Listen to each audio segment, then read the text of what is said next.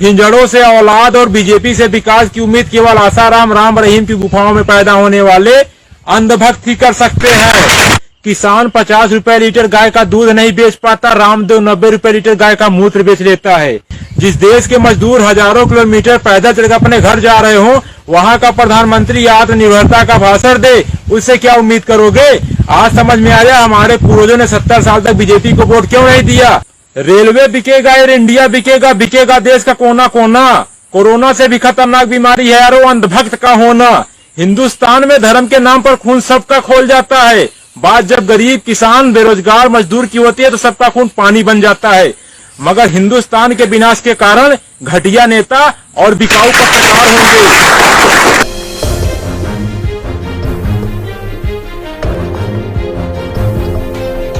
करोड़ों हिंदू मजदूर सड़क पर पैदल और भूखे प्यासे मर रहे हैं। कहाँ गए हिंदुओं के ठेकेदार?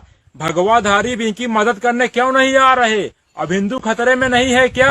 अब हिंदू ही नहीं बल्कि हिंदू का परिवार, हिंदू के बच्चे, हिंदू की नौकरी, हिंदू की जान भी खतरे में है।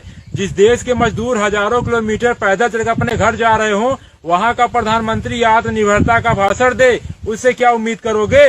आज समझ में आया हमारे पूर्वजों ने 70 साल तक बीजेपी को वोट क्यों नहीं दिया। क्योंकि वो जानते थे इनकी औकात देश चलाने की नहीं बल्कि हिंदू मुसलमान में दंगा कराने की है। मेरी बात याद रखना, हिंजड़ों से औलाद और बीजेपी से विकास की उम्मीद केवल आसाराम राम रहीम की गुफाओं में पैदा होने वाले अंधभक्त ही कर सकते हैं। तबाह होकर भी तबाही नहीं दिखती है, अंधभक्ति है जनाब, इसकी दवाई नहीं बिकती। धर्म को धंधे में मिला दिया जाए तो बड़ा फायदा है। किसान 50 रुपए लीटर गाय का दूध नहीं बेच पाता, रामदेव 90 रुपए लीटर गाय का मूत्र बेच लेता है। जिनको लगता है भाजपा समारोह की पार्टी ये सही है, क्योंकि सड़कों पर भूखे प्यासे रोते बिलखते मजदूर 90% दलित पिछड़े हैं। यही उनका मदद न मिल पाने का सबसे बड़ा कारण है। एक बात याद रखना, चाहे 16 मजदूर मरे, चाहे 16,000 मजदूर मरे, सरकार पर कोई प्रभाव नहीं पड़ेगा, क्योंकि सरकार पूंजीपतियों की है, गरीबों की नहीं। बटन दबाकर उंगली में स्याही देखकर खुश होना ही लोकतंत्र नहीं है। अपने अधिकार के लिए सरकार को उंगली दिखाकर सवाल पूछना भी एक लोकतंत्र है।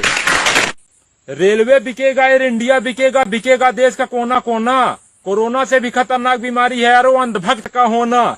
हिंदुस्तान में धर्म के नाम पर खून सबका खोल जाता है। बात जब गरीब, किसान, बेरोजगार, मजदूर की होती है तो सबका खून पानी बन जाता है। विदेशों से जो उड़कर आ रहे हैं उनके लिए स्वागत में पोस्टर बैनर लगाए जा रहे हैं, और जो साइकिल से पैदल चलकर आ रहे हैं उनके ऊपर डंडे बरसाए जा रहे हैं।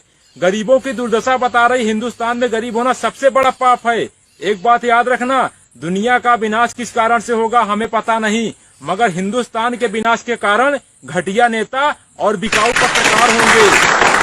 पति मर जाए लेकिन सौतन विधवा नहीं होनी चाहिए, वही हाल है अंधभक्तों का। देश बर्बाद हो जाए मगर मोदी हटना नहीं चाहिए। हमारा देश बदल रहा है, बुलेट ट्रेन की जगह मजदूर पटरी पर चल रहा है।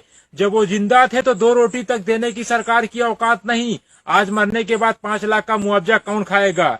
घर से निकले थे सपना पूरा करने के लिए, किसको पता था घर जाना भी सपना बन जाएगा। जब गरीब मजदूरों को पैदल सड़क हादसों में कुचल कर मरना ही है तो पीएम केयर फंड में मिला दान किस काम का।